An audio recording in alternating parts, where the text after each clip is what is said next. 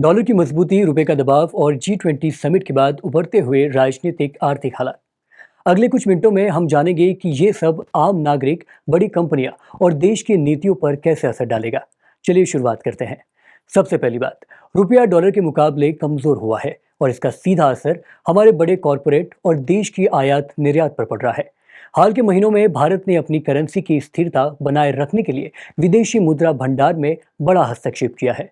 वित्तीय वर्ष 2025-26 की शुरुआत से अब तक लगभग 34.5 बिलियन डॉलर यानी करीब 3 से साढ़े 3 लाख करोड़ रुपए के बराबर डॉलर बाजार में बेचे गए हैं। इसका मकसद घरेलू बाजार में रुपए की गिरावट रोकना था, लेकिन दबाव पूरी तरह नहीं टूटा। दूसरी बड़ी वजह, अंतर्राष्ट्रीय व्यापार और ऊर्जा सुरक्षा। रूस से सस्ता तेल मिलना अब अगले महीने में सीमित होने जा रहा है। रिलायंस जैसे बड़े खिलाड़ी भी घोषित कर चुके हैं कि दिसंबर से वे रूस से तेल नहीं खरीदेंगे, यानी जो 25 से 30% की छूट मिल रही थी वह अब नहीं मिलने वाली। इससे भारत ने उत्पादक और उपभोक्ता दोनों पर कीमतों का दबाव बढ़ सकता है। तीसरा करने वाली चिंता यह है कि विदेशी निवेशक बाहर जा रहे हैं। शेयर बाजार से लगभग 16.5 बिलियन डॉलर विदेशी निवेशक निकाल चुके हैं। व्यापार घाटा भी बढ़ा है। सितंबर में करीब 2.88 लाख करोड़ रुपए था, जो अक्टूबर में बढ़कर लगभग 3.73 लाख करोड़ रुपए हो गया है। यह संकेत है कि पूंजी प्रवाह और मौद्रिक दबाव दोनों पर असर साफ रूप से दिख रहा है। अब राजनीतिक कूटनीतिक परिप्रेक्ष्य पर आए। G20 समिट में अमेरिका की दूरी और कुछ बड़े नेताओं की गैर हाजिरी ने वैश्विक शक्ति समीकरण पर सवाल खड़े कर दिए हैं।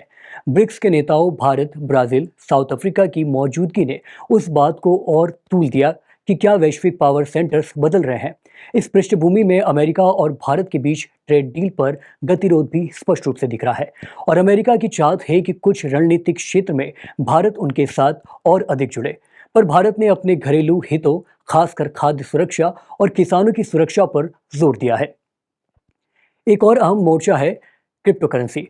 अमेरिका चाहता है कि भारत के बाजार में क्रिप्टो को वैधानिकता और कम टैक्सेशन के साथ जगह मिल जाए, जबकि हमारा रिजर्व बैंक और नीति निर्माता इस पर अभी सहज नहीं है।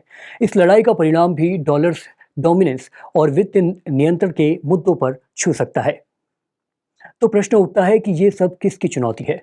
क्या अमेरिका का दबाव भारत को डॉलर आधारित आर्थिक ढांचे में और ज्यादा बंधक बनाएगा, या भारत वैकल्पिक व्यापार मार्ग और ऊर्जा स्रोत खोजकर अपनी अर्थव्यवस्था को संतुलित कर पाएगा? फिलहाल संकेत यही है कि भारत विदेशी दबाव और आंतरिक सुरक्षा दोनों की कसौटी पर अपनी राह ढूंढ रहा है। प्रधानमंत्री ने G20 में पुराने विकास मॉडल पर सवाल उठाकर ये संदेश दिया है कि संसाधन वितरण और फूड सिक्योरिटी की रक्षा उनकी सर्वोपरि प्राथमिकता है। नमस्कार।